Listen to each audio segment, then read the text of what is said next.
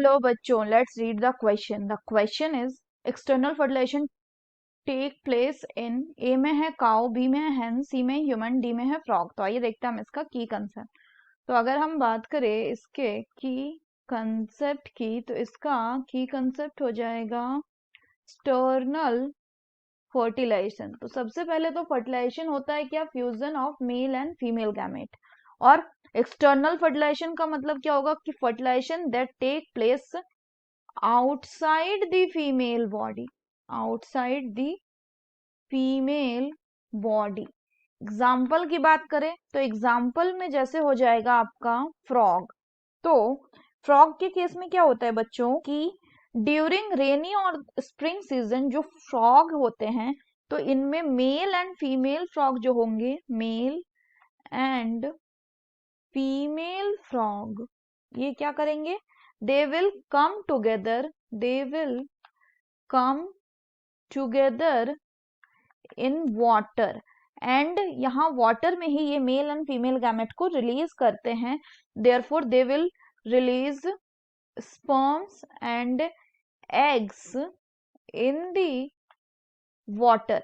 और ये वाटर में ही स्पर्म एंड एग्स जो है ये क्या करेंगे, ये फर्टिलाइज करेंगे। इस तरह के फर्टिलाइजेशन को हम एक्सटर्नल फर्टिलाइजेशन बोलते हैं। So the correct option will be option D, that is frog.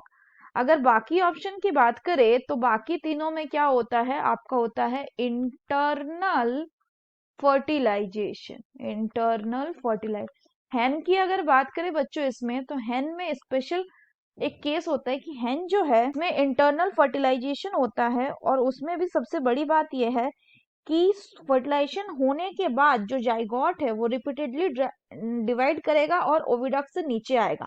और जैसे जैसे जो जाइगोट है वो ओविडक्ट से नीचे आएगा, ये जो जाइगोट है ये कवर्ड होते रहेगा किससे, सम प्रोटेक्टिव लेयर से।